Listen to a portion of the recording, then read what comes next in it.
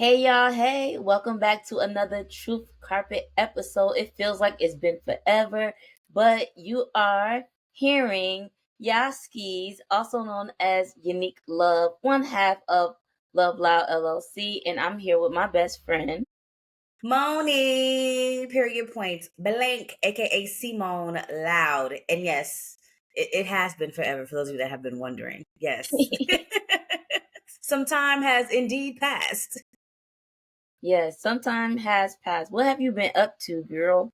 Let's see. Well, school is back in session professionally and for my education. So I've started the second year of my doctorate program, and I'm in my fourth year of teaching my film program. So that's literally all I have been locked in on for the most part. I have been tired, especially with trying to get my schedule back on track, like being back at work, getting up early, being with the kids all day, then having to come home and then having to deal with myself and my homework, make sure I'm feeding myself, Lord.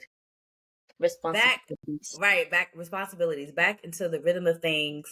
Um, but so far so good. I am loving it. I always say that I love the fact that I enjoy what I am learning. So, hitting the ground running for year two.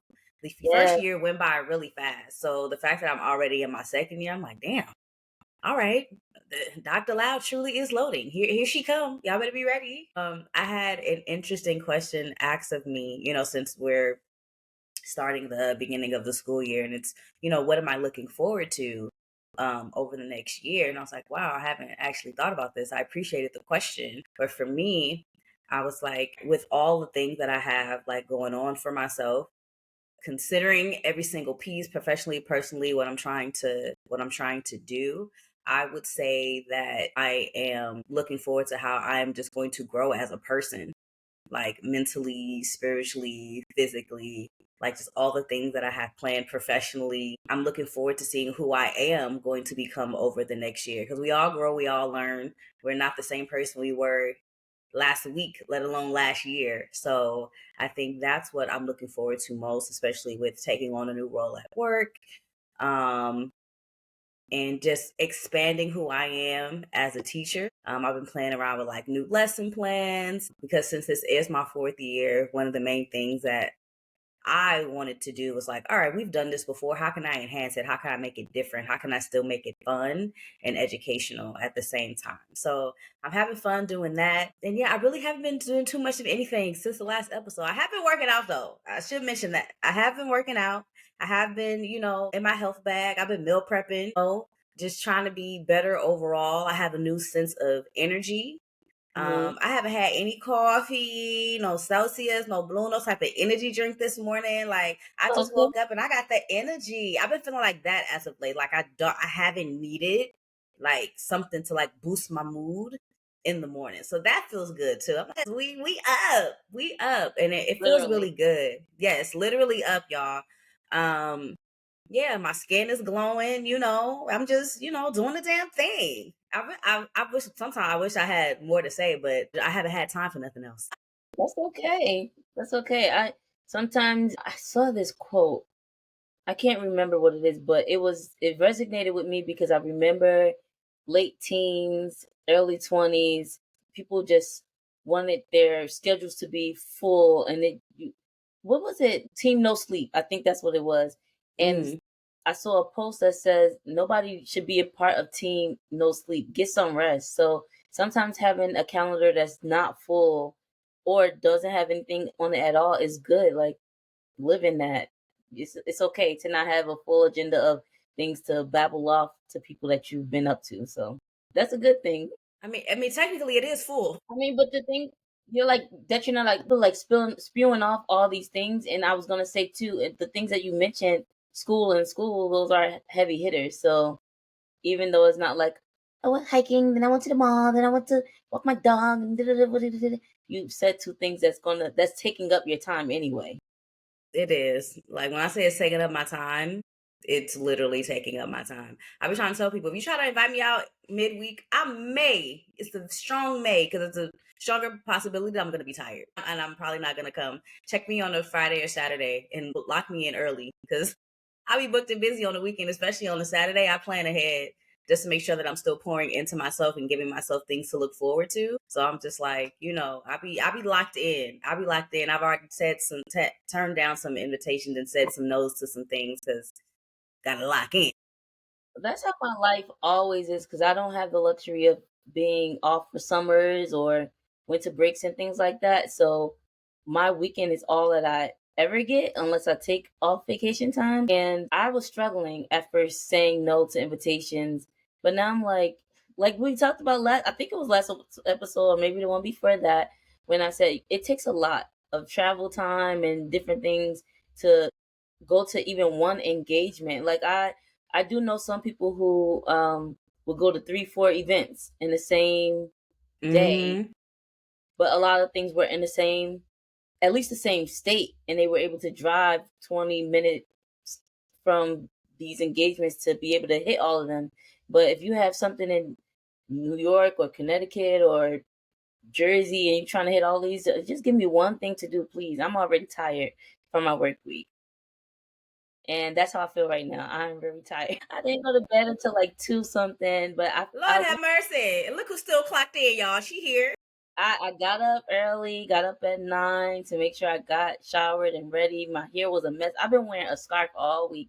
But it was cute because my little sideburns was out. My scarf was looking cute, but I was like, no, I don't want to be with a scarf on the podcast. So let me get up and get ready. And as soon as I sat down, it was like, left the building. But I am here, and speaking of being here, I I was very excited about the procedure that I had. I think I mentioned having a procedure Mm-hmm. coming up. So it came and it's gone. It's just always something about being in the waiting room before you get the procedure that, like, no matter if I'm excited or not, I felt the same way about my hernia and all the different procedures that I've had before. When I get in that room and they put that IV in, it's like, whoa, like reality sets Mm-hmm. in. So I start praying, like, please, God, you do this procedure. Let the doctor and everyone else be your assistant. Like, you got this, we got this. Let me pull through. Let everything be okay. But I did go through, I had to pull out my paper because I don't want to say it wrong. I had a hysteroscopy with dilation and curettage. Wait, say it one more time. You said hysteroscopy? Hysteroscopy. So Copy. I wanted to make sure I said that right because there's a lot of hysters regarding surgery. So basically, what I explained before, I think, was that in my early 20s, and as a kid, I never had pain during my menstrual cycles. I would hear women or girls complain about cramping, needing heating pads, taking medication, calling out of work, and I'm like, oh dang, God bless you, because I don't have to go through that. Medically, the only thing that I would hear about is fibroids. If Mm. any of them had something going on, and some of the women that I didn't know, they didn't know what was going on. So my cycle started changing, but having a conversation with women, my mom, Monie, they're like, sometimes month to month is different, or as we age, things change. I'm like, nah, like I ain't had no cramp like this, and why is my period lasting forever? It's like lasting longer than my not period lasting. So I was like, oh, I gotta say something when I get my annual pap. So I got my annual pap, and I told the lady my concerns about cramping, how long my period lasts, the spotting in between, everything. They gave me an ultrasound, and they found that I had a polyp. And a polyp is like overgrowth on wherever's growing. So some of y'all, I love Tiana Taylor and I love Beyonce. So if you know that Tiana Taylor recently had surgery, she actually had polyps on her vocal cords. So they can grow anywhere, like different places in your body. Mine was on my uterus. So, and it was about 1 centimeter big, which is actually large, and it can grow larger. And with growth, it becomes concern for cancer. So I Mm. decided to get well, actually, the doctor told me that I was going to get it removed because if it's that big, it can be a concern. It can also mess up, well, it could be cancerous. It can mess up your infertility. Did I say that right? Infertility, yeah. Yeah, it can make you like problems with trying to have a baby because the doctor said basically it's like a roadblock. If the sperm is trying to get up to where it needs to go, the little, I call it a pimple, is in the way. It can't get around. So I was describing it when I talked to friends as I was going to Dr. Pimple Popper to get this pimple removed. So far, so good. I right after the only thing was I was tired because the anesthesia. And I'm like, bro, why do I have to take time off? I'm just chilling. Like I don't got no pain, no nothing. And then Mm-hmm. I felt a little sick the next day because I tried to open up this package that I have. It's more like a box, like a locker kind of thing. You have to like open up the metal brackets and everything. And with hammering and banging, I started cramping. I was like, okay, this is why the doctor told me to sit down. Like, yes, I'm laying down. I don't feel any pain, but me trying to do things, it's not like crazy pain, but you do feel like you need to sit down because of Mm-hmm. the effect of it. But I'm hoping and praying that the cramping that I've explained to loved ones, that oh, I'm in pain or whatever, I'm hoping that's related to the polyp.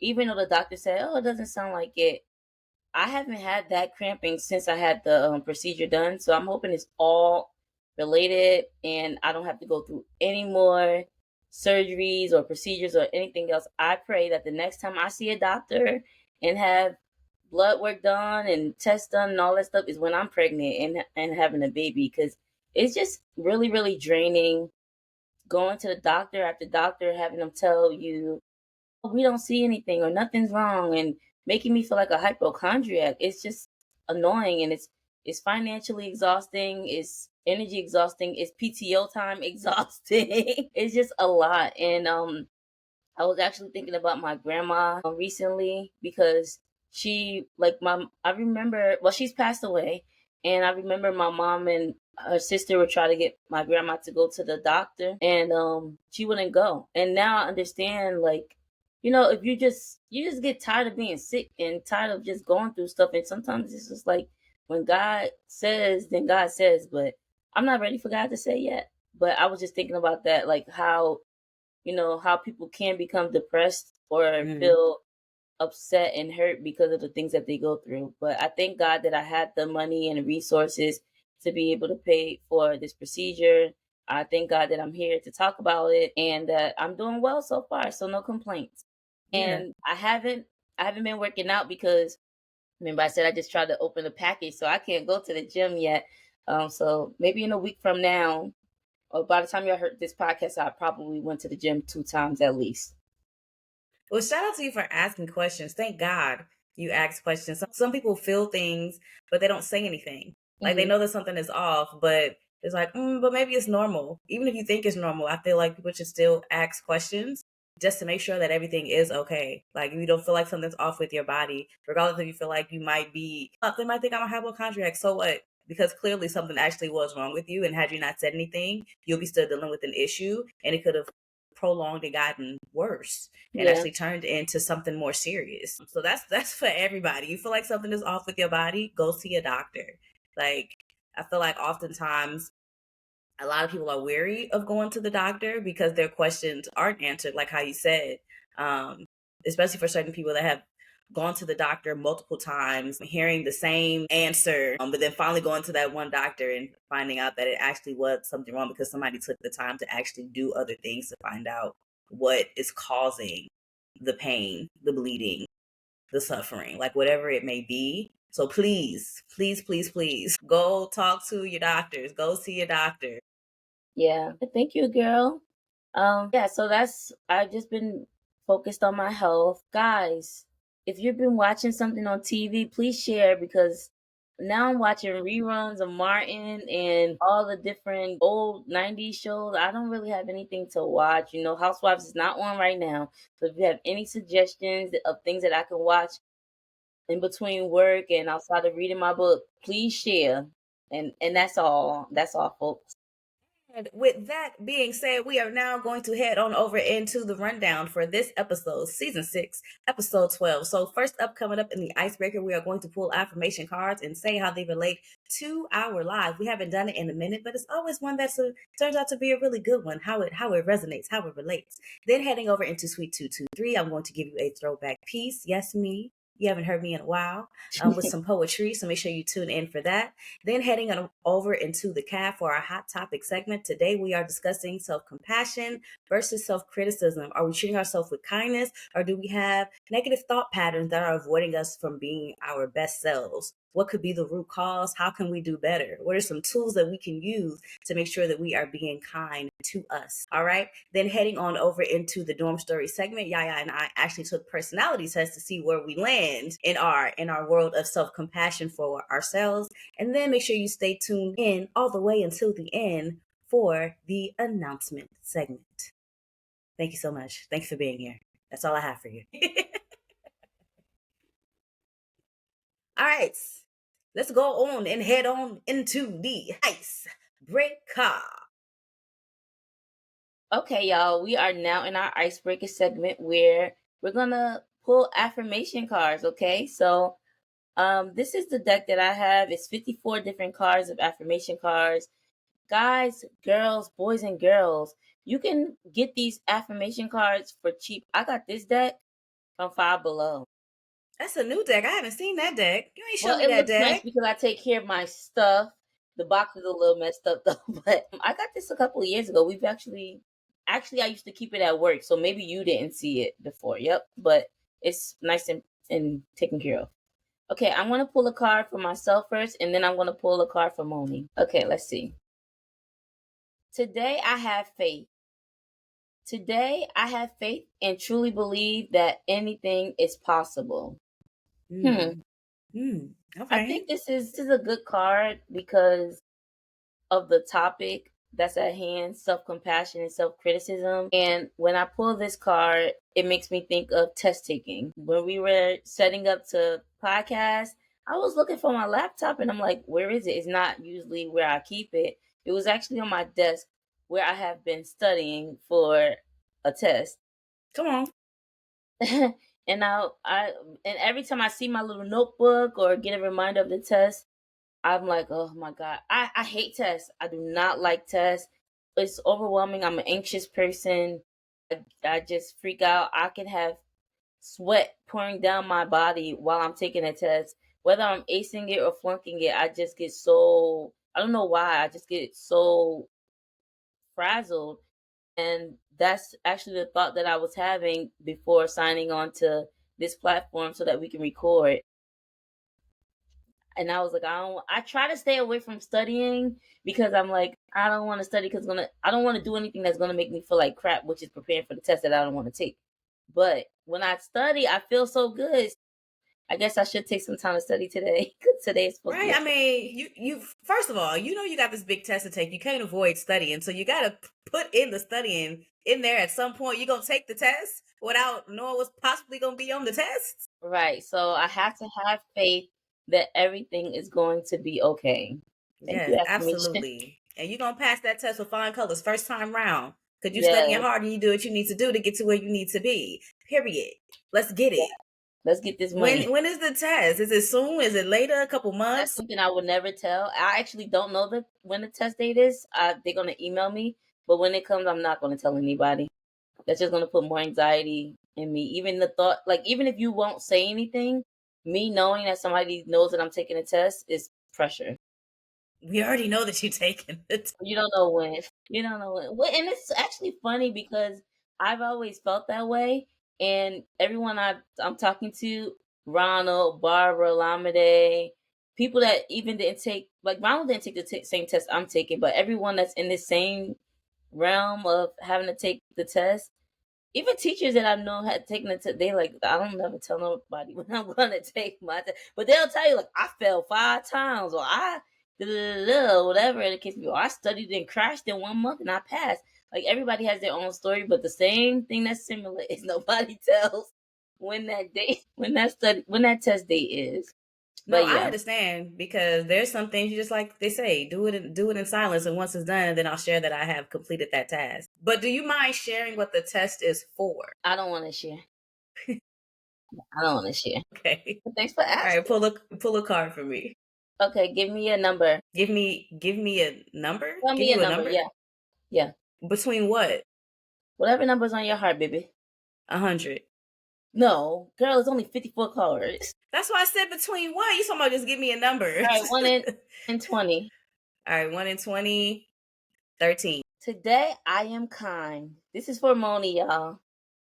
She's laughing. Today I will make this day count. I will do something kind for someone. That is so funny, especially in regards to self-compassion and kindness. But today is my reset day. We're recording on a Sunday. And I already had plans to like do some self-care-ish things. So I am committed to being kind to myself, but I also I have to think of what I can do to also be kind to someone else. So I'm sure I can come up with something, but I'm definitely loving this theme of kindness and like being there for myself because I have been trying to be more proactive of filling my cup before I try to fill anybody else's, especially with how my schedule is when because and how exhausted I be. I have to make sure that when I do have my weekend time, I always say like my Saturdays I keep free to make sure that I have time for myself to do things that I enjoy. No work, no school, just time to do other things. But then when it comes to Sunday, I usually have it as my self care Sunday, my reset time. How am I preparing myself for the week, for work and for school? How am I getting my mind right, my body right, meal prepping? So this is And definitely Friday a tight. thing. Sorry, I said hold that Right. in. Getting everything together for myself for the week. So that's definitely within the realm of what we'll be speaking about today. So yes, absolutely. It's resonating. It relates. He threw me off with the numbers though. 'Cause I didn't want to just take. I feel like with cars, it's just filling my energy. So I'm like, oh, let's just pick a number. So then you pick that number, you pick the card. But yeah, it's definitely fitting for this Sunday today. Yes, girl. Be kind. And be kind Be tomorrow too, kind. you take that time for yourself. What you mean? What's happening tomorrow? You got work tomorrow? Well, no, it's Labor Day weekend, girl. But I definitely will be making sure that I'm caught up on my lesson plans and my schoolwork for the week. That's what I'm using tomorrow for. I feel like it gives me an extra day to get things done. That's what the holidays are for me right now. Yes, I get extra time to prepare. Mm-hmm. That's that adulting life. I was thinking Right. earlier when you said trying to figure out time to make sure you eat and make sure you do this and that. I'd be like, dang, I miss like living at home so I could just focus on other responsibilities and then I just go in the kitchen and something's there, like Something's done. already there. Like, I remember I don't think I said it on the podcast. I'm not sure if I told you, but one time I was at my brother's house and Niall asked me, was it Niall or no? One of my nephews asked me, do I like living by myself? And I said, oh yeah, I love living by myself. And then he said, do you miss living with your mom? And I said, well, sometimes. And then my mom said, probably every first of the month. But when when Feel I that. don't feel like also when I don't feel like cooking, I miss it. Like I thought I would go like be more go to my mom's house more often to get meals and stuff, but I'd be like, I'd rather order than just travel over there for a hot plate. But I miss her food sometimes. I'm sure. I wish I could snap a finger and meals be done. That's why I got to prep on Sundays. If I miss my prep, I'm not gonna do it on Monday. I'm not gonna do it on Tuesday. I've tried stopping at the store. I'm too tired. That's how I've realized that Sundays are my reset day. I have to do it on Sunday because trying to do it any other day of the week, exhaustion has already kicked in. Like after, especially with my commutes, the commute makes it worse. Commuting to and from work, I just be like, I can't. The commute itself exhausts me, especially when the train and the bus not on time. Mm-hmm. Like I ain't got nowhere to be. I'm trying to get home to my couch. Girl, I had to commute the other day and the GPS lied to me talking about there's no bus, no train, no nothing. So I took the train to 34th Street. Then I took the Q train for like 3 stops. Then I had to walk. I can't say where I was going because confidentiality, but it was a quote unquote 30-minute walk. But then that walk took me behind the building that I needed to go to. So I had to walk all the way around. I saw a bus pass me and everything. I was like, I was so mad. Then I texted my coworker and he was like, yeah, you could take the whatever bus. And I was like, bro, the GPS lied. I've been walking for over an hour. trying to get to this building. And he was like, yeah, go home. Because I told him he could call me yeah. So he was like, yeah, go home. And I was like, no, I feel like I'm already here and I don't want to have to try to do this, redo this tomorrow. So I'm already here. Let me just get it over and done with. But that was my workout for the whole week. Yeah, but those Them commutes be shoes killing were me made too. for walking. The commutes be killing me too. And it also makes me feel like taking care of myself is expensive because I'm like, I'm hungry right now. I could stop at this store. I can stop at this deli to get something to eat. I'm hot. Let me get a culotta from Starbucks. Like, and it just racks up, child. Racks up.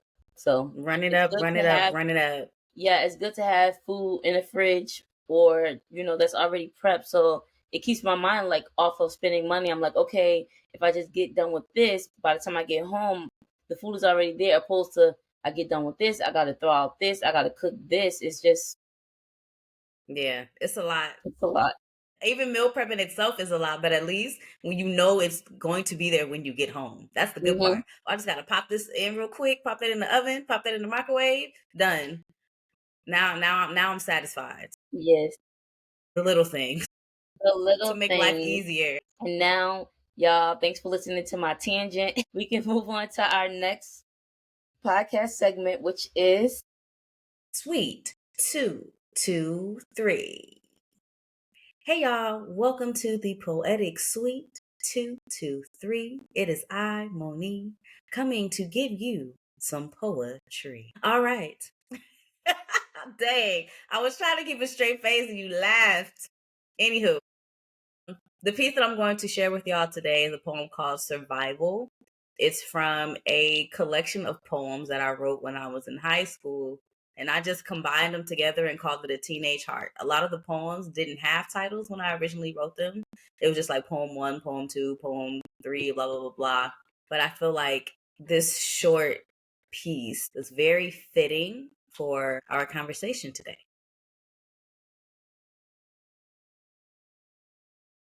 Lessons learned from a lesson given. Feeling imprisoned by the bars of life. Hard to escape and constantly watching your back because others are watching you. See, it's true. This is not TV. It's real. Call it reality.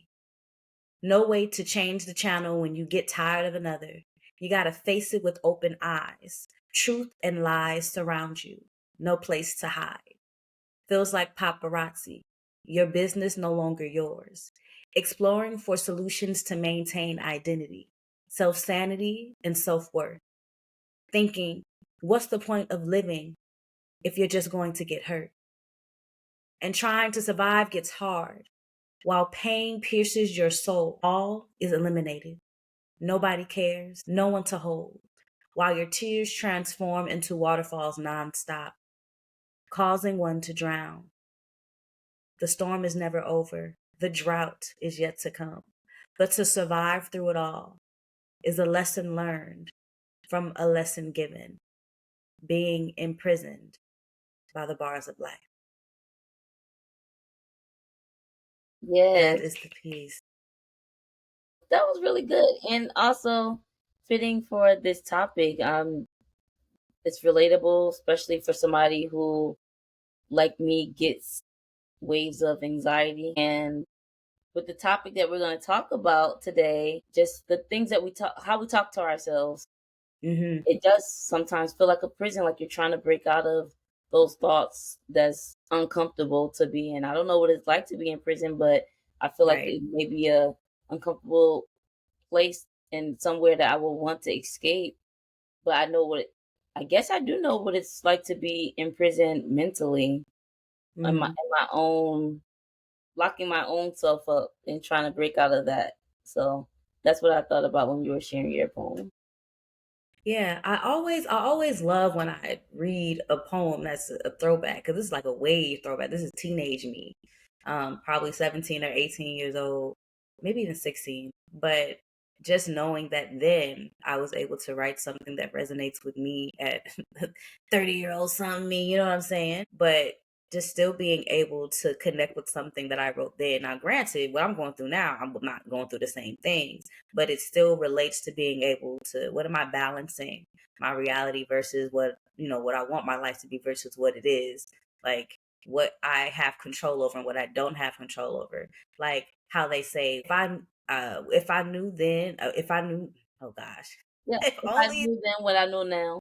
Thank you, tongue twister. If I knew then what I know now, um, just being able to deal with things differently, approach things differently, respond to things differently, like changing like my mentality on certain things, how I deal with things, balancing, like how I said, my self sanity and my self worth, like understanding who I am as a person.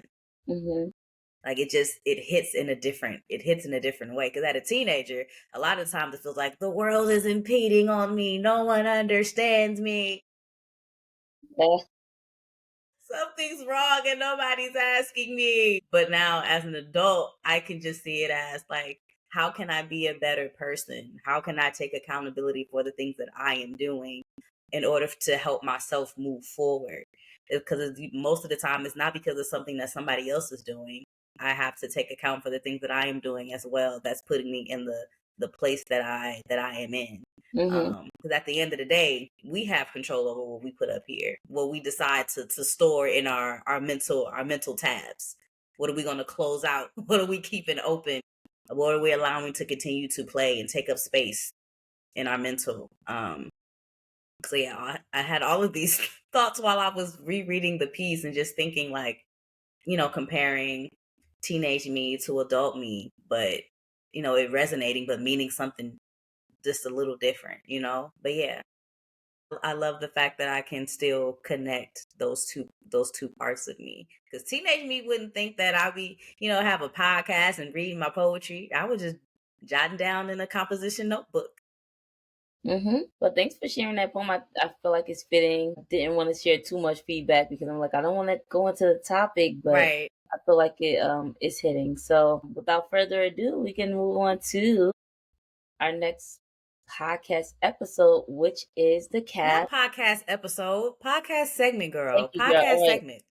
We can move on to our next podcast. I was about to say episode again.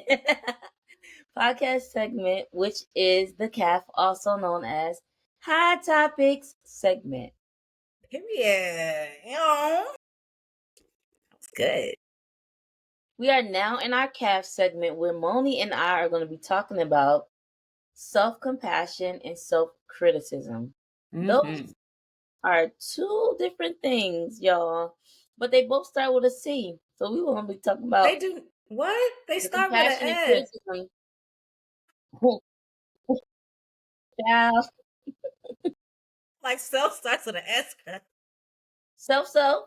I'm talking about the two different words, compassion and criticism. Both start with C. So let's first, when we talk about topics like this, we like to define what they are. So, Moni, can you let the people know what self-compassion is? Self-compassion is treating yourself with kindness and understanding, similar to how you would treat a dear friend when you are suffering, experiencing pain, or failing. It consists of three core elements, which are self-kindness, common humanity, and mindfulness. What comes to your mind when you hear that definition? It makes me think of how I should practice what I preach. Mm. Like the advice that I give to others when they're going through something, but I don't follow my own advice, or me being able to comfort somebody in a time of need, but not being able to comfort myself, Wow. knowing that someone's going through a similar situation as me, but me being unable to see the bright side of it. Like they were able to get through it because of XYZ. I'm going through the exact same thing, but all I can see is the negative impact of what's happening to me. Yeah, that's Yeah. immediately what I think of, like the comparison of the two. Like how am I able to be able to give advice to someone and have let them see, a different perspective of what they're going through, but when it comes to me, I'm stuck here in this rut, unable to get myself out. Yeah.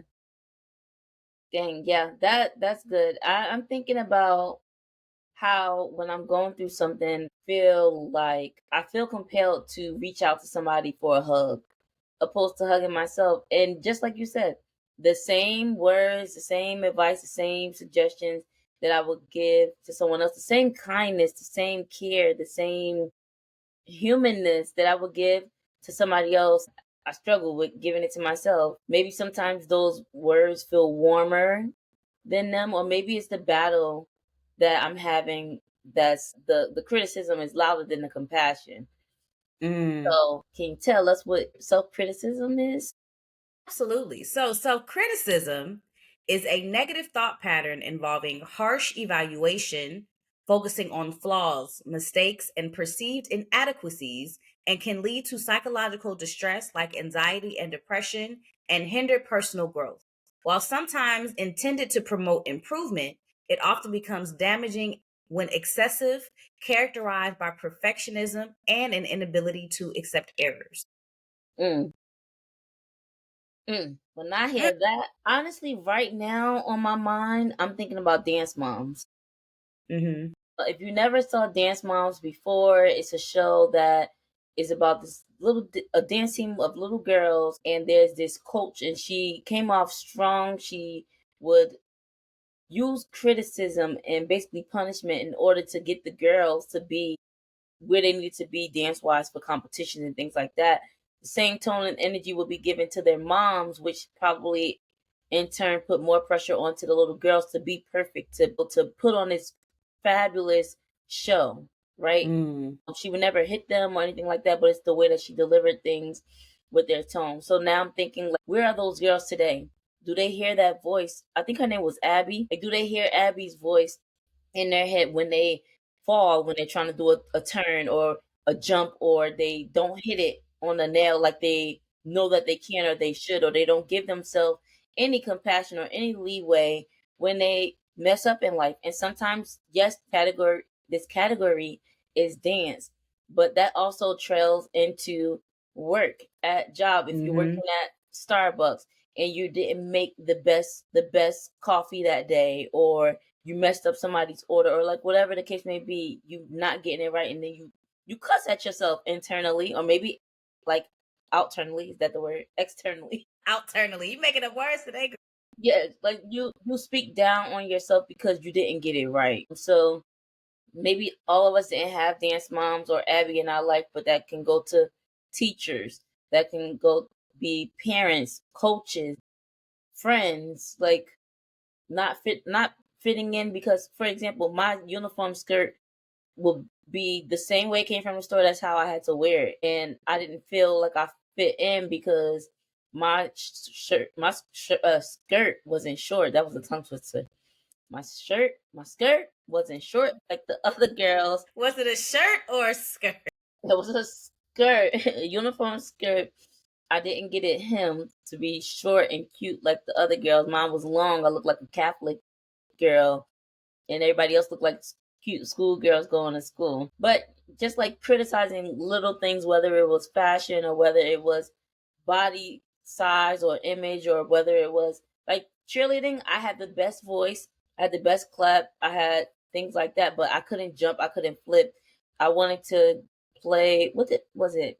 I wanted to play volleyball, I mean tennis, but I'm seeing like little skinny girls play these sports, and I'm like, I'm not skinny like this, so I would cut myself out of those things because I would in my head give myself negative talk Mm. because I didn't fit into these things. So, like I said, it can come from a teacher saying that you suck, do this math problem over, and you internalize that like I suck, like do this math problem over, I can't get it right. Or cheerleading, I can't jump, I can't flip, so I'm not great enough. I'm gonna tell my mom I don't really like it anymore. I like it, I just don't feel like I fit in. Yeah. I was definitely thinking as you were talking, like self criticism coming from self internalizing something that somebody else said to you. Like it may not even have started like with you negatively thinking about yourself, but because someone said something to you about what you could or could not do, you took that and held on to it. Somebody today, as an adult, 40 some years old, holding on to something that somebody said to them when they were a teenager about them not being able to accomplish something or do something, and they still hold on to that, and have been able to push past the fact that they are capable of these things, regardless of what anybody may have said. And I think when it comes to having negative thought patterns, we have to learn like what to hold on to, what to let go. Is it serving me to hold on to this negative thought and consistently like impede on the fact that, I can't do this like because of this? But actually you can if you just change your mindset on how you think about it. I think a lot of time we forget to change our perception on what it is that we are going through, and we become really, really critical. Like we're our own worst critics. I Yeah. said all the time, no matter what it is, but no matter what profession, whatever it is you're trying to accomplish, we ourselves are our own worst critic when it comes to what we want to do, what we want to accomplish, whether it's starting something new or picking up something that we've done in the past. I think it's a matter of our own personal growth and how we perceive what it is that we want to do and how we want to achieve it. Um, gotta flip the mindset, and I think that's where the balance between self-compassion and self-criticism comes into play, how they intertwine, because it's a matter of like, how are you choosing to speak to you when you Yeah. when you are going through certain things. Yes. I want to make sure that this is clear. This is in no means a episode where we are speaking to anybody who is diagnosed with any mental health concerns, specifically depression and anxiety. So if you are going through that, we do want to suggest and advise that you seek mental health services, or if you don't know where to go, you can speak to your primary care physician to get some help with that. So I want to call this an average Joe episode. People that flow in and out of the criticism, not someone who's Mm-hmm. stuck in it and going through depression, because like what Monie was saying, like you have to do this. It's not easy for anybody that's diagnosed with that. So you do want to go seek medical device and mental health services for that. But for the average Joe person, taking from what Moni just shared, yes, in our adulthood, we have to take back the power from those Mm. people who hurt us with their words. But I also want to give a shout out to millennials, the ones that are shining, because I was about to say the whole generation. you see, like, there's a difference in the way that parenting is happening, Mm. or auntying or uncling is happening different. And I don't know if it's because from some baby boomers, they were impatient with us, or they're known to be impatient, or they're known to be the parents that were children who had children and didn't have time and things like that, or like saying things that's not filtered. I'm witnessing the people who are parenting and teaching now give more affirmation to children, which can instill in them some hope that they can be great, or they can Yes. excel, or that they can do things. And I'm saying to the adults now, with us saying what we're saying, we're not saying to just get over it, but we're saying to work on those things. Yes, Yeah. whoever said those negative things to you, criticized you, hurt you, put that voice in your head that you're struggling to get out of there, that is messed up that they did that. And hopefully that they're not doing that anymore. Hopefully you don't take that hurt and put that hurt onto anyone else, because the person who is receiving the criticism, they're it's like you're in a car accident and somebody hit you, and now you Mm. have to go through physical therapy, and you have to get take these medications, and you have to do all these things because somebody else hurt the heck out of you. You have to pay the Yeah. co-payment and all these things. Like, you're suffering and having to go through all this stuff because somebody ran a stop sign and crashed into you, and you had the right of way. So yes, that person is messed up in what they did, and they need to go get to work on themselves, and it's not right at all. But we can't keep blaming that driver, because we're going to be aching forever. So we have to follow the advisement and go get that physical therapy and all those other things of help. But yeah, that's I do think back on the people who did say stuff to me that stuck with me, whether it was a peer or an adult that said things that Yeah. still to this day, when certain things happen, it triggers me to think back to my elementary year old self or late teen self when things were said. Sometimes I use that as motivation to do better. and Mm. I try to use it as a challenge. But sometimes I find myself getting stuck with the negative thought patterns and beating myself up really, really bad emotionally. And it doesn't feel good at all. So sometimes when I struggle to shut that voice out and make it be quiet, then I push myself, like when I really, really know I needed to call a friend or to find some kind of distraction to take myself away from those thoughts, because it's not comfortable. Even when Mhm. like beating myself up about like how my gut is. I don't like that all the time. And like sometimes I Yeah. see other girls who are my size and I'm like, okay, I like the way she dressed. Let me use that as motivation or encouragement. Like just because you got a little chunk on you don't mean nothing. Like, Right. girl, like it's okay. Or just because you're having a rough day today doesn't mean that it's gonna be rough days forever. It's just a moment. Right. Absolutely. Emphasis on it being just a moment. Because I believe at times when things do happen, sometimes it can feel so impeding that it feels like life is over.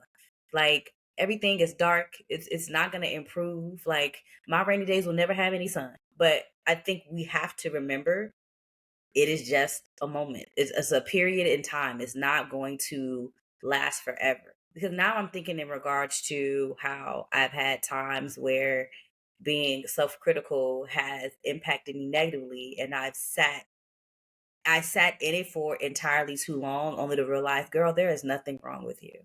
Mhm. There's nothing wrong with you. I mean, granted, I'm not perfect. Nobody's perfect.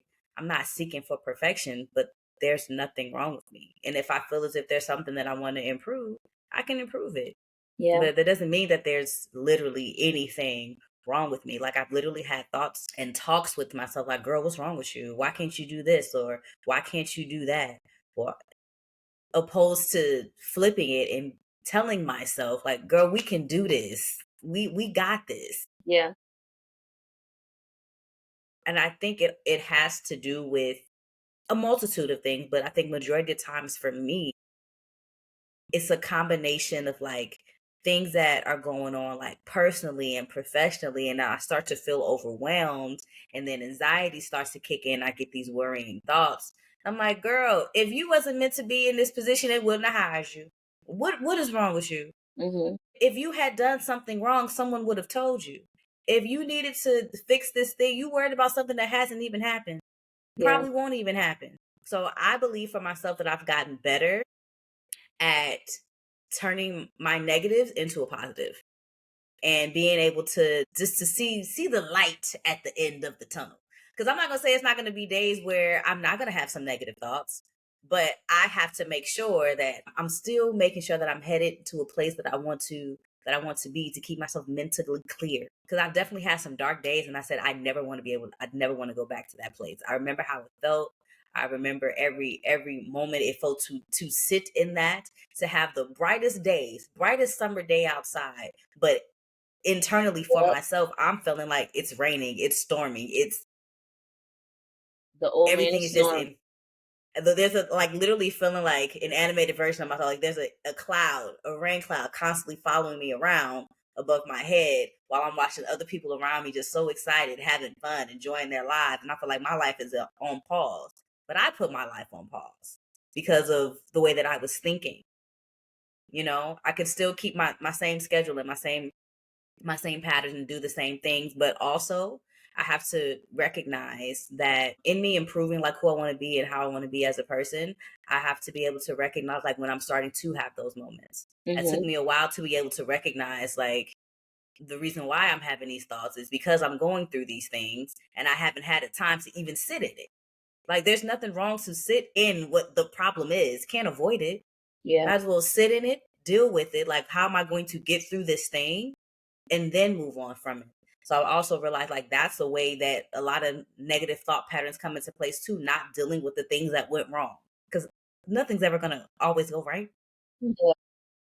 So it's just a matter of learning how to navigate through this wonderful thing we call life.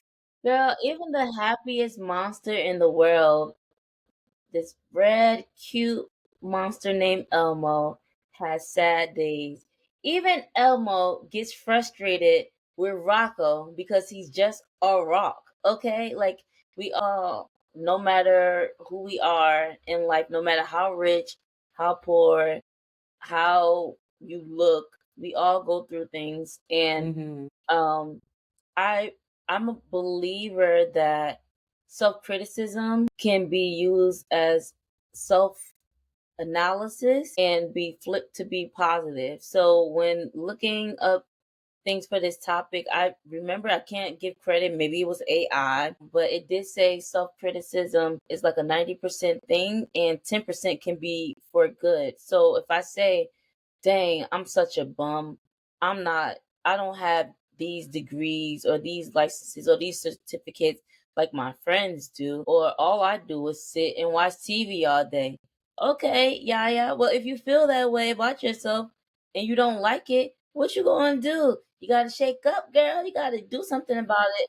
Or you're gonna continue to feel this way. Okay, you feel like you just sit down and watch TV all day, get a book, get a hobby so that you're not just sitting down and watching TV all day. Use your time to study and get a certificate or a license, or be like your friends, or put yourself under your friend's wing and say like, "Hey, show me the ropes. I admire what you're Yeah. doing and I want to follow in your lead. Just because you're my friend doesn't mean that you can't be my influencer or my role model or give me a spark Absolutely. of energy." Like, or I don't like my hair. Oh, my hair is so ugly. Girl, check your Stardust app. Stardust is a menstrual app that you can track your menstrual. Track that thing. Are you in your luteal phase? Or are you just tripping right now? Girl, yeah, I'm just tripping right now, but I still feel ugly. All right, let's go under that bed, into that little box that you got with your wigs, and put a wig on. Go outside. You're not gonna go outside just because you feel a little ugly today. You know how many people feel ugly today, especially you on your luteal face. Girl, your Right. estrogen levels are low, girl. Eat that cupcake. You might need a little boost of energy, you know? So sometimes I think of it as the little angel and the devil on your shoulder, and they might be having a war. And Monie, you said it's okay to have that and sit in it and analyze it a little bit, sit in it, but maybe give yourself a time frame too, or maybe call up your friend or your mom or your boyfriend or your girlfriend or your cousin, those people that I call, and like say, hey, I feel like crap, and maybe like they might send you flowers like Monie did, or I did. they might invite you out to do something, or they might change the topic and you didn't even realize that change of subject just made you feel excited. Or you want to go ride to the mall. I need something from Macy's real quick. It just took me out of that element of beating myself up. So those are tools and positive things that can be used when self criticism finds its way sneaking up on you. Yeah, going back to what was said earlier, I do think a lot of it comes from the way that we were treated growing up. Because I never met a baby that felt like they weren't the shit. Like those babies be feeling confident, even though they can't walk up the stair. They gonna keep trying and trying and Mm-hmm. again until an adult or somebody else tell them that they can't, over and over again, which becomes something in their head like, well, I guess I can't. I guess I can't. But babies, they're gonna keep trying until, I don't know, until I guess mentally somebody shut them down. But let's be babies again. Let's have that confidence and compassion for ourselves. Let's soothe ourselves the way that we soothe babies and rub them and love on them. Let's love on Yeah, each somebody come other. swaddle me up. Come swaddle me up. Swallow me up. But yeah, for sure, a criticism has an impact on our mental health. Compassion can be good with the relationships that we have with each other. But also, if you have a friend that's always criticizing you, I'm making this face because I've been through it. Is that really your friend? If Mm. they're always bringing that, like that cartoon that Monie said, that cloud that's heavy over you, making you feel like you're not that girl, or you're not that man, or you're not that person, and they don't they drain all the goodness out of you. Is that really your friend? Maybe you should think about that relationship, because your friend, yeah, they might be honest with you and say, yeah, yeah, you said that you was gonna be studying today and you sitting there watching Housewives all day. Did you study? Girl, go study. Opposed to Right. a friend that's just like always got negative things to say. Right. Find a friend that's Yes. going to be compassionate towards you. Yeah, because I've even been around people that have drained my energy and not even saying something negatively about me, but having something negative to say about everything. And I'm like, yo, hey, you good? Like, are you all right? And I had to separate myself from them because it seemed like every time I was around them, I was being drained of my positive energy.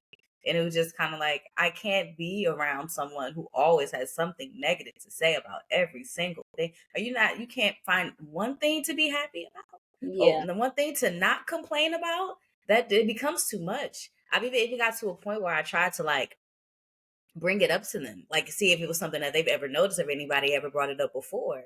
And they took that as a negative coming from me. And I'm like, all right, you know what? Clearly, this relationship here, me trying to communicate with you because I see something in you, it's You're all not right. ready for it. Yeah, you're not ready Exactly. for it. They were not ready. So, for a person who may be ready, what are some tools that they can practice? Sorry, what are some tools that they can use to practice self compassion? One of my favorite ones.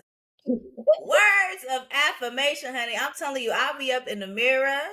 I'll be telling my girl, you got it. Ooh, look at you, girl. Period. Positive thoughts, positive mind, positive vibe, positive life. That has been my solid affirmation for years. Mm-hmm. For years, I've been using that affirmation because I know for a fact if I have positive thoughts and I'll have a positive mind, it will resonate with my vibe. And then I can take that with me throughout my everyday life. Like that's the one that I hold near and dear to my heart. But I do believe that positive affirmations, you talk that talk. Believe in it. Because if you don't believe in you, who gonna believe in you? I mean, other people can believe in you, but it wouldn't matter. Like, it doesn't matter what the people in your life have to say if you don't believe it yourself. Somebody can tell you, you you doing so great creatively. You're top of the program, or you so beautiful, or you're so talented, or whatever. But it doesn't matter if you don't believe it yourself. You gotta see it. Go ahead and look in that mirror. Create some affirmations. Yes. What do you if you don't see it, what do you want to see in yourself? What about yourself do you love that you can expound on? That you Mm-hmm. can really build on that to be more positive in other areas of your life. Like I've had to literally talk to myself and be like, girl, let's take a chill pill, let's calm down, let's breathe. We good? We good. All right. So what are we gonna do moving forward? Yes, I have conversations with myself. Because And that's sometimes you just got to okay. talk it out, and there's not always another person physically there to talk it out with. So yes, I do have to. I have learned how to talk myself off the ledge, Yeah. so to speak. So for the words of affirmation, what I find to help too is, for that same category, music. Right now, I can't get Mm-hmm. this off of my mind that we're talking about this subject. The Nas song, I think it was with his little sister. I know I can be what I Be want to what be. I wanna be. Mm-hmm. Credit, I'll be. I'll be where I wanna be. Yes, so I'm thinking about that. Like I said in some episodes ago, you can fix your hair if it won't grow. You can fix your Mm-hmm. nose if it says so. Like, all these different songs that speak positive to us. Sometimes thrown on the gospel song. There's so many different songs from different genres that speak positive affirmation. So if you want to be like, I forget the character, but the girl that wrote on all the post-it notes and had affirmations all over her wall, or if you want to be like Issa Mm-hmm. Rae, rapping in the mirror and telling yourself, I could do it. I'm but like positive things, like it just, or if you want to have an app on your phone that sends positive affirmations to you daily. I Mm-hmm. do agree that those things can help bring some good practice for self-compassion. Yes, definitely some nice subtle reminders. Another tool that I need to get back into. I don't do it as often as I used to. I feel like it has to do with time, but it's journaling or just writing a letter to yourself. I actually did the last one I did a virtual letter to myself Okay. back in July. I did. I recorded a video. I said what the day was. I said, Simone, this is for you. I'm proud of you. I look forward to seeing where you are X amount of months from now. You got this. And I had to go back and watch it recently. And I had literally forgot that I was like, what is this video? And I was like, oh yeah, I recorded this for myself it was my anniversary. It was my anniversary in New York, and I recorded a video for myself saying how I made it 4 years here, what I've been able to accomplish, how I'm in school, how I leveled up, created my own like the things that I've been doing to remind myself that I can go back to and just listen to that when I need motivation. So I'm like, if you're not a writer, video messages to yourself is a beautiful way for you to go back, or voice message, however you want to do it, voice note. And just remind yourself of what you want to accomplish, where you see yourself, you're being proud of yourself. Actually, I cried listening to myself. I was like, oh my gosh, I have done these things. I am proud of myself. It really made me feel good. That's so cool. I literally, probably June or July, recorded a video of myself because I was feeling very low at that moment of how I felt, how my body was, like just not feeling good about it. And I was like, yeah, like we're here now. We weighed this, we looked this, but girl, gonna, just telling myself some positive things. And even when I moved into my own apartment and got my own space, I did voice memos saying, wow, like I was scared to take this leap and it feels so good to be here. Like just things like that. Cause I don't like sitting and writing all the time. So that's how I journal. I keep videos for myself and I run into them every so often. Like I don't keep a folder, so I don't know where they are, but every now and again I'm like, what is this? And then I play and I'm like, oh wow. So but even if I never look back, if I never listen back, for me it just feels good to, like Monie said, talk to myself, give myself Mm-hmm. a moment to just get that off my brain and into something else, whether I record it or not. Even if I'm talking out loud and into the air, just giving myself that Moesha time to journal how I'm feeling. Mm-hmm. Yes, absolutely. And then another one is self-care activities. Me and my coworker, when school started back, we said one thing that we wanted to commit to is pouring into ourselves by doing, like, giving ourselves a massage once a month, but like just that one thing that we know every single month that we're going to look forward to invest in our self-care to avoid burnout. Because let me tell you, there are multiple times throughout the school year that I've noticed, like around this time, up, that burnout is coming up around this time, it's testing, that burnout is coming. What can we do to make sure that we don't have that impeding feeling of being extremely exhausted and depleted? So like definitely having some self-care activities. Doesn't have to be the massage. It could be, going for a walk. It could be making sure you're, reading that book, coloring, listening to music. It can be something subtle, it could be something big, depending on your lifestyle, depending on the things that you like. But what are you doing to invest in you? You know, something that you enjoy, something that brings you joy, something that's gonna put a smile on your face, something that's gonna make you relax. You know what I'm saying?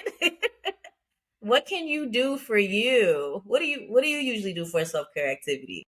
Or the opposite of relax, something that may hype you up, whatever that joy is for you. If you a person that like to relax.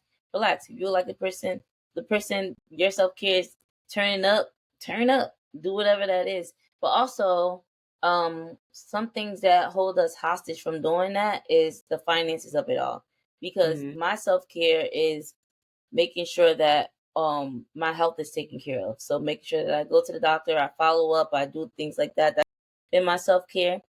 But I do enjoy massages. I do enjoy facials. Sometimes I have like credits that I like, buy a package and keep a package for all those things going. But I can't make it all the time because of time. Mm-hmm. Nothing is like within a 5 minute radius from me. I gotta drive out to all these things. And sometimes I'm like, oh, do I want to drive to get that massage? I don't feel like it. So I don't know what it's called, but this like little arch thing that you put it on the floor, you lay over it, and it kind of like cracks your back. Oh yes, I need to get one of Yeah, I have those. one of those. I make sure I always have like facial products and the little things. I don't know, none of this stuff is called, but I do little spas at home and exfoliate my body and my face to take care of myself. I absolutely love Pilates, and I've been wanting to get this Pilates reformer for over a year. I just kept stalking it and looking at the product, and I'm like, I know I'm going to use it because I love Pilates. There's YouTube videos that I can watch. I would pay like $2,500 a year to go to Pilates classes when I was going, which is expensive. So if I can buy this thing that I'm going to use, that can be my self care, Mm-hmm. investing in myself. That's been hard. Like when I first started making money, my little $900 check, $700 checks, whatever I was making, it was so hard to to pour into myself, and it took my mom to say, yeah, it's okay. My first bag was a Ralph Lauren bag and then a Michael Kors bag. And I did not want to buy that Michael Kors bag. I was like, this is 200 something dollars. I need to be saving this. And my mom said, yeah, it's okay to treat yourself sometimes. You work so hard, X, Y, and Z or whatever, just as long as you're responsible. Self care is just pouring into whatever that is that can make you happy. Whether you're a Mm-hmm. regular getting massages or you're a regular on Amazon buying stuff to crack your back at home. As long as you're happy with what it is that you're doing, like Monie said, listening to music, going to a food festival, cooking food at home, like whatever it Right. is. Yeah. I recently canceled my gym membership and I bought a stepper for the house. I got a stepper, I got the Wait, what is it called? Resistance bands on it. I got weights at the house. I watched the videos online and I'm doing some dancing videos. I was like, not only is it saving me money, but I actually like working out at home better than actually going to the gym. I didn't like actually having to go to the gym. I still go for a run outside, but I was like, I like this better for me. So I was like, being able to do that, like I got my little workout in, I got a little good sweat, good. yeah. And on your own time too, like the hiccups with Pilates was they had I feel like their schedule catered to work at home moms, stay at home moms. And Mm. like the timing is like I'm rushing from New York back to Jersey. That's 20 minutes from my house to try to make it to this class so I don't get fined for being late or not making it to the class was stressful just so I can have a class that gives me stress free. Like it's not making sense. Like I'm city life girl, okay? Like I'm busting my butt to make it to a class, stressing out to make it to a class that's supposed to take the stress away. Woo, it's a system to keep you locked into. So if you can get the stuff at home, get it at home. Right. Plus, the gym wasn't 24 hours anymore anyway. So being able to, I can wake up at 4:30 in the morning, get my 30-minute workout in, and then you're ready for work. Like it fits. I had to fit for my schedule, you know. So Mm-hmm. I was like, now I can get more time in with me and doing what I need to do. We also should remember when practicing self-compassion to make sure that we're giving grace to ourselves, to be kind, as if you would to be your own friend. Me and Yaya done told you, but we've been talking to ourselves. But think about what you would say to a friend or what a friend would say to you in your time of need. I've actually saved a few messages in voice notes from people that have motivated. I'm like, okay, all right, let me go. They right. So even if it's not you saving that voice message to yourself, what about the voice messages you received from somebody else in your life that cared about you and wanted to see you, grow and be a better person? What did they tell you? Replay that. You have to remember when I say give grace, and I don't when I say give grace, I'm just saying reminding yourself that it's okay to feel like this. It's okay that I'm going through this thing. But you can't sit in it forever. Giving yourself grace does not mean that you don't do nothing about it. You still have to recognize it, um, sit in it for a little bit, and recognize how you are feeling, and then all right, I went through this thing. I'm giving myself grace that I acted this way or I did this thing because I was going through this thing. All right, now I can put myself in a better space. Mm-hmm. Yep. And you can go to the last one. I agree. I mean, it was kind of, I guess it's all kind of in the same thing. And then the last is noticing, acknowledging, and accepting that you are not alone. I believe I mentioned earlier, like just going through something and knowing that somebody else has gone through that same thing, but not being able to accept the fact that, that it could work for me too. Like, I'm not the only person going through this thing. And I think sometimes we forget that even if we're not reaching out to someone else, like or we don't even or if we don't know someone personally going through this thing, I like to think that, you know what, I am not the only person that's suffering. I am not the only person that lost someone. I am not the only person that may have lost my job. Granted, it's hard, yes, absolutely, but what are we going to do to get through it? What are we Mm-hmm. going to do to make sure that we're not losing our minds? How can we grow and be better even in a space of chaos? Because there's always going to be something going on, but how are we going to navigate through it? So absolutely, you are not alone. Notice, acknowledge, accept. You do not have to be by yourself in this at all. So when I read notice, acknowledge, accept, and that you're not alone, for me, I'm a person when I go through stuff, Yes, I know other people have had polyps too, or other people have had worse than you did, and you don't have it as bad as them, or other people lost their, like, whatever. When I'm in it and I'm really, really upset, I don't care about nobody else. I don't care who's had it worse. I'm at my worst right now. This is my worst. It feels uncomfortable, and thinking about anybody having worse or something similar to me doesn't help. And then also too, like, thinking about, we're losing our jobs right now. What do we do? All of us at our job are freaking out.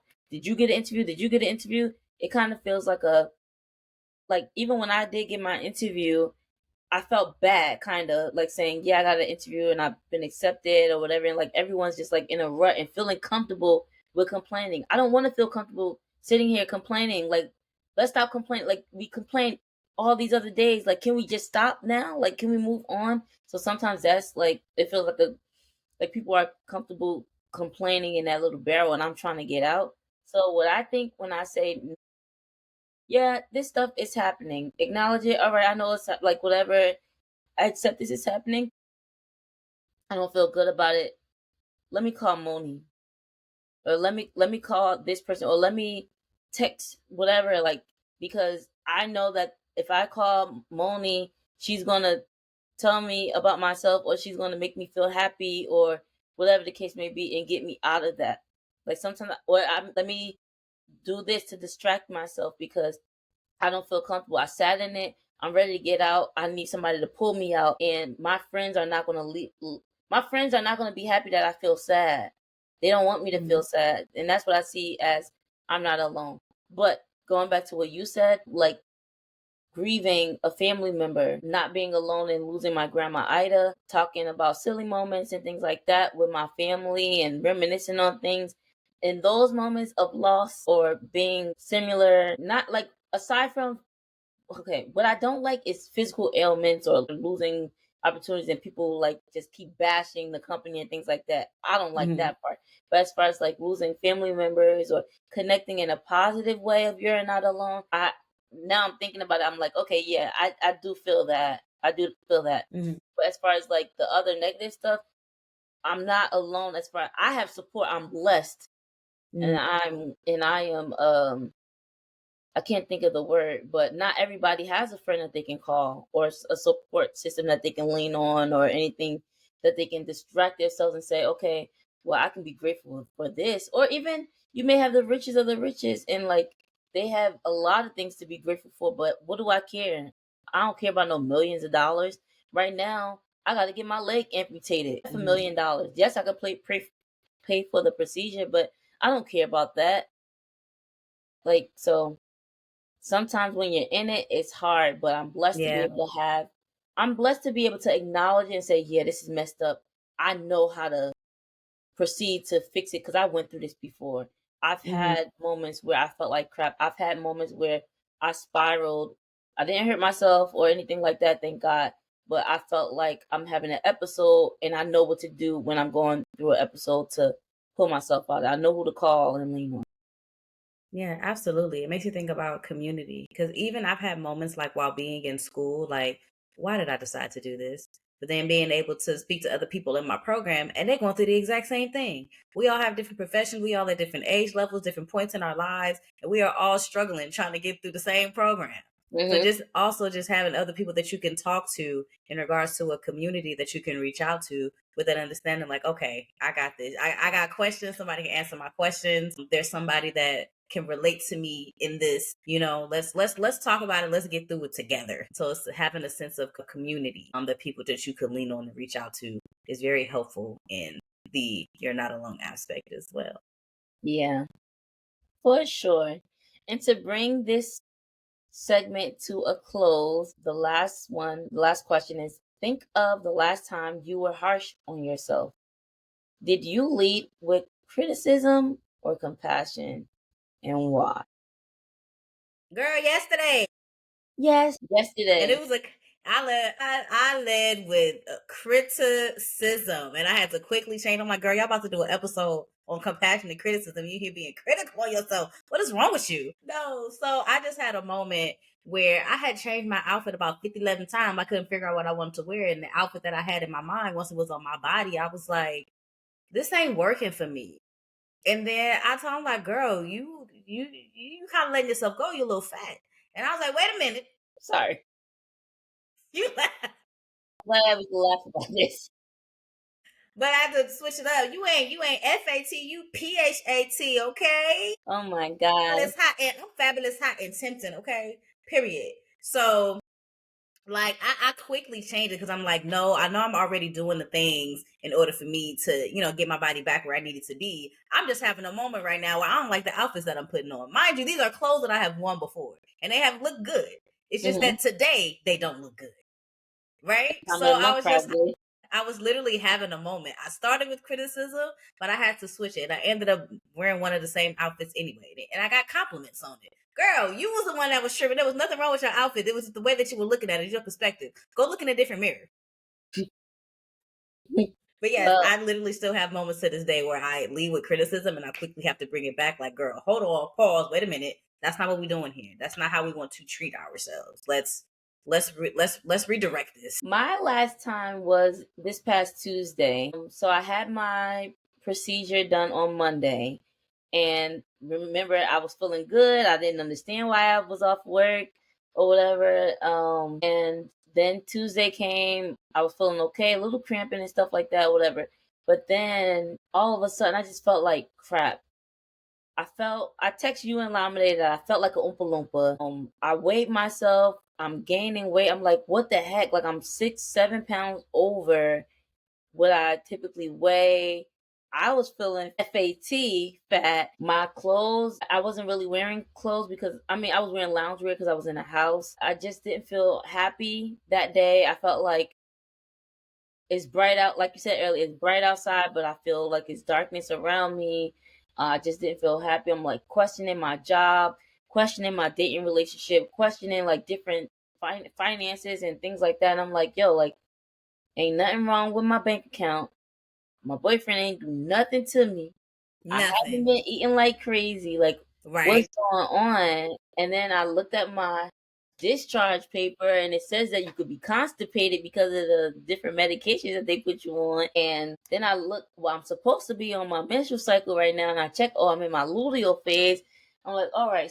But I'm just like, okay, I know these things, but I still feel like crap. So I text you and Lamade, like, hey, like I think both of y'all asked how my day was and stuff and how I feel after the procedure. And I was like, I feel like crap. I feel like a Oompa Loompa. And I sent y'all the gif for the Oompa Loompa. And I was like, but I think I'm gonna read my book and go outside and read my book because I realized I've been in the house since since Saturday. I haven't been outside, so maybe I just need to go change my setting and to feel good about myself. And then y'all were like, yeah, girl, go enjoy that. But I was able to give myself that compassion because I sat there and I was like, what would Monie say if Mm-hmm. I told her that I felt like that? She would be like, well, girl, did you go outside? Well, did you eat something? Did you eat some water? Yeah. So that's why I told myself, like, okay, I haven't been outside. Let me do that. And I went to the rooftop and I read my book and I started to feel good about myself. And I was like, I feel fat. I haven't walked. So maybe let me walk my neighborhood. And I walked through my neighborhood and I just started to feel good, seeing people outside and just feeling the fresh air. It feels like it's about to be fall. Like just Yes. Come on, also good. Paul. And so even though I did not feel good about myself or different things, I was able to check myself and say, ain't nobody do nothing to you. Read the paperwork, you're just constipated. Eat that celery, girl, drink that water and go for a walk, you'll be okay. And I was able to poop and I felt better. Oh, so you just needed to sit on the toilet. Okay. I That needed was to wrong. I had to take milk of magnesia. It was on the paperwork. That's why you gotta read. Reading is fundamental. It was on the paperwork that I needed to take a laxative because the medication will make you constipated. But yeah, that's the last time that I had to check myself before I wrecked myself. And then I'm glad you checked yourself and took yourself outside, realizing, wait a minute, it's been a minute since I've seen the sun. Yes. Yep. Pull yourself out the dirt. Yes. Let's time to sprout. Time to sprout with the seed of compassion. So yes, Yes. I guess the overall theme or message that we're trying to convey is having criticism for yourself is normal, but Mm-hmm. you have to sometimes, it's okay to sit in it, but give yourself a time and be compassionate. And sometimes if you can't find that compassion, it's okay to call a friend, phone a friend, get a Phone a little help. friend. Or maybe if your friend is not available, think about what your friend might say to you or do for you and try to do that for yourself. Order some flowers for Absolutely. yourself. Take yourself out on a walk. Give yourself a voice memo or video or massage your own feet if you have to. Get a little foot bath, little foot bath. Foot That. spa. Yeah, it's okay. These things are normal and it's okay to a healthy, like a healthy way. Yes, absolutely. Keyword healthy. Yes. Healthy. Healthy. I think that's bringing us to a close to our hot topic segment. Is if you have any questions for us, leave it in the comments. If you have any feedback, you want to respond to our questions or anything stood out to you, let us know down in the comments below. Yes, yes. And now we are going to head on over into the dorm story segment. Here we go, yo. Here we go, yo. What's the name? In today's dorm story segment, Yaya and I are going to be discussing our results from a self-esteem test that we took on Psychology Today. Just a little something to tie into our discussion with self-criticism and self-compassion and where we are on the scale. So if you are interested, this is on Psychology Today. It literally is self-esteem test if you want to find it that way. It was 20 questions, takes about 3 minutes. And then this is a summary of what the test says before you take it. Do you have healthy self esteem? Low self worth can be detrimental to a person's well being. If you think you're going to fail, you may be setting yourself up for failure. On the flip side, if you are too high in self confidence, you may tip into arrogant narcissism. Having the right amount of self regard is key. It will help you shake off criticism and accept useful evaluation. You can see where you fall on the self-worth scale. So it's on a scale between like 0 to 100. Basically asks questions about like your qualities and how you receive feedback and how you feel about yourself, your confidence levels, and you can answer on a scale between disagree and agree, and then somewhere in the middle for neutral. Alrighty? Yeah. You want to go first and share what your results were? Yes. So, the scores, first of all, is 0 to 24 is low self-esteem. 25 to 43 is moderately low. 44 to 68 is adaptive. 69 through 86 is moderately high. And 87 through 100 is high self-esteem. I feel like a girl in school where somebody's criticizing me because when I saw that 44 to 68, I'm like, I failed. Like this is a F in my school. But after hearing what you said, I'm an average Joe. If my name was Monie, I would be average Mo because according to my test results, it says that I am adaptive. It says you are in a good place of health. Sorry, you are in a good place of healthy self worth. I did want to share what this meant. It says you do not suffer discontent and your goals feel achievable. It also gets into a place where it says, like, even though I may experience influxes of depression or anxious moves, I'm able to stabilize myself. As a child, I'm probably had people in my life who will support me, whether it's parents or authority figures that helped me to understand myself and they understood me. It says you were likely met with approval and acceptance. If you feel self doubt, you are likely to self correct. So that goes into what we were talking about earlier of like, yeah, I feel low. Even when I felt really, really low, like I had a panic attack, I was able to correct by calling Monie, like, Monie, I need help. My most recent panic attack was this summer.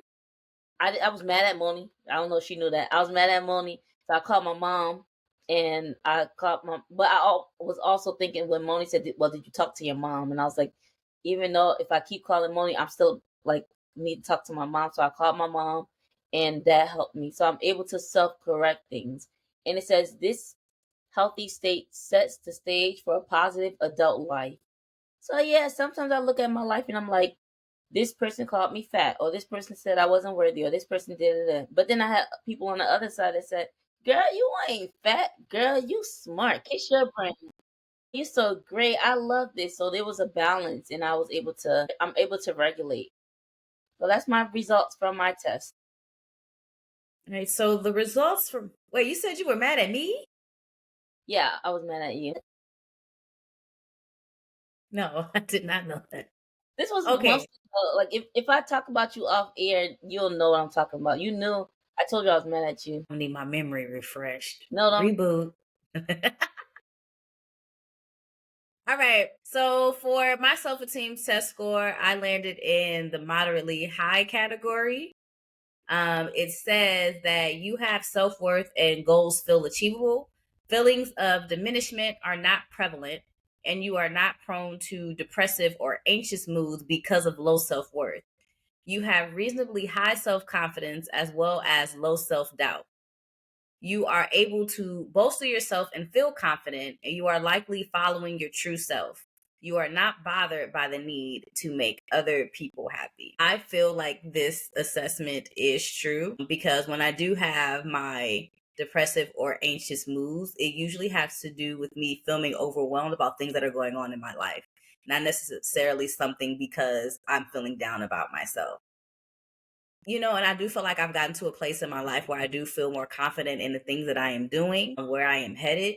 And I feel like that it kind of exudes off of me. Like I feel like people have told me like they enjoy hearing me talk about the things that I do and what I'm passionate about. They can tell that I really care about what I do and that I truly do have a vision for where I see the things that I'm planning, that they can see them growing because my vision is so vivid for what I want to do. And I do believe I am following my true self. I feel like it took me a while to get to this place to truly like be my authentic self, to be myself unapologetically, to not feel as if I have to put on a show or pretend to be someone that I am not to try to fit in.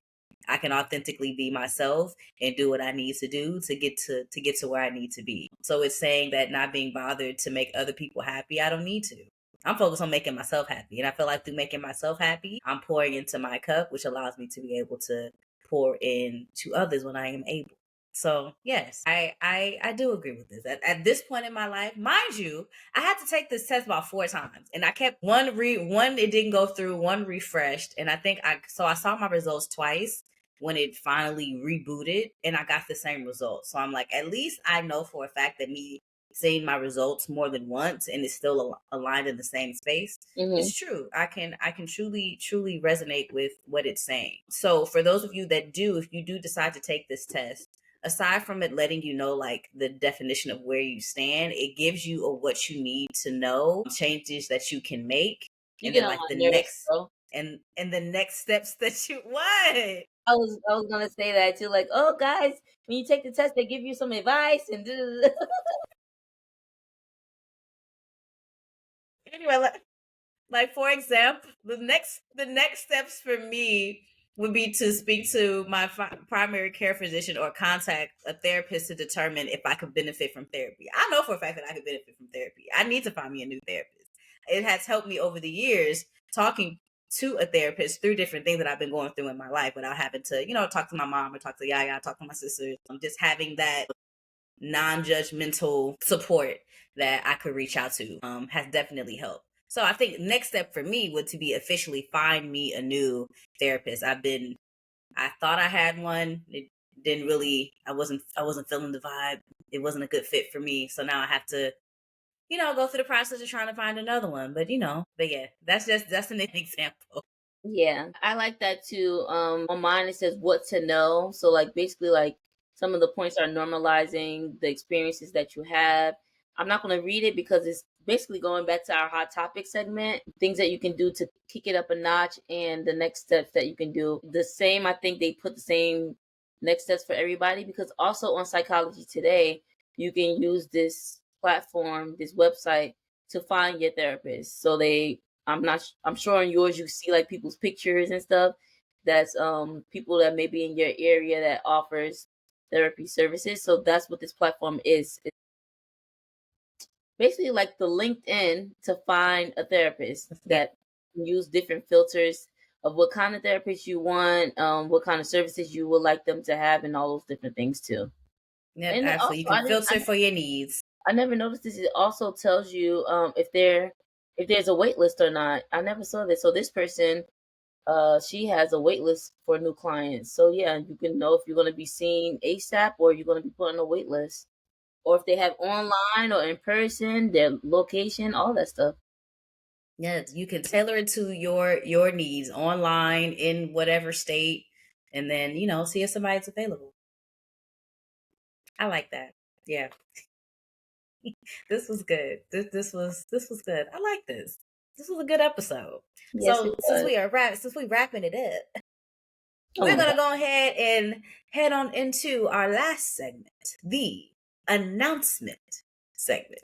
See you there.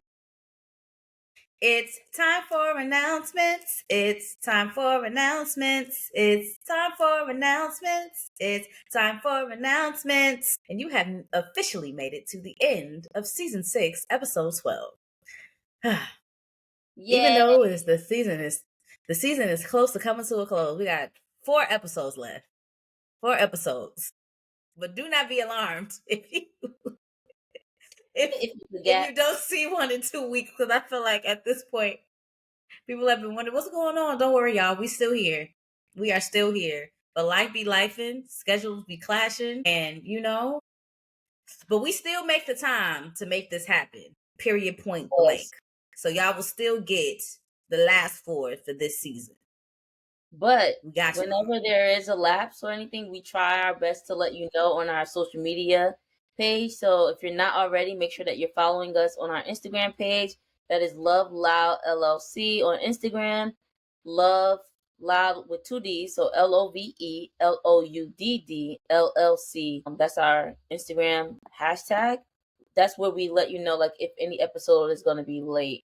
And also, it'll be up if you subscribe. If you subscribe to our podcast, you should get the notification on your phone. So make sure you subscribe and have your notifications on for your podcast platform on Yes. your phone or whatever device that you're Turn them using on. so that you're notified whenever a podcast episode drops. Yes, absolutely. And once you listen to an episode, you check out the Instagram page, you go to the YouTube channel, go ahead and leave us a review, leave us a little comment, send us a DM, and let us know what you think. If you have any icebreaker ideas, some hot topic ideas, a guest that you think would be good for the show, or even a poet that you think would be a good fit in the Sweet 223. We love the suggestions and we love the love that y'all give us, especially for y'all that check in, when you realize that episode has not come out. Thank you so much. We love y'all. But also those of y'all that tune in, listen to the old episodes, ready for the next episodes, sending us feedback, letting us know what you love. We appreciate y'all. Whether you are A1 since day one or this is your first time listening today, we appreciate y'all letting us be in your ear. Right here on this platform, wherever you may be listening. And my dear. Speaking of right here, you don't have to go to the Instagram. You can also leave a review on whatever platform that you're listening to. I think some people struggle with Spotify, so I'm not sure if our podcast allows reviews aside from the star ratings. But if you are in whatever podcast platform that you're using, if they let you leave a review there, please leave it there so that other people who frequent that platform can know, like, okay, if I have this same interest with silly girls who are friends or who talk about these things, then let me tap into this podcast episode too. Because, yeah, we have some following, but we don't have a large following enough for people to just see your comments on our Instagram. So if you just leave the review on YouTube or Apple Podcasts, Google, wherever you're listening to this podcast, that will be really, really helpful for our podcast. Yes, please, please, please. We appreciate you. We Yes. appreciate you. And we appreciate you for listening to this podcast episode. If you liked what you heard, if you like the content, there's a little button that like it's a square with an arrow pointing out. Click that and share this episode. Text it to a friend, a cousin, a coworker, anybody who may be able to benefit from Yes, this absolutely. episode topic. I think it was a great episode, not just because I'm one half of the podcast, but I think it's really good content, and other people aside from you can benefit from this. So Yes. for listening, thanks for taking it all in. And do you have anything else to share, friend? I do not. I just want to let them know that hopefully we'll be back in their ears in 2 weeks. 2 weeks. Y'all. Stay black, y'all. Stay proud. LL. Bye.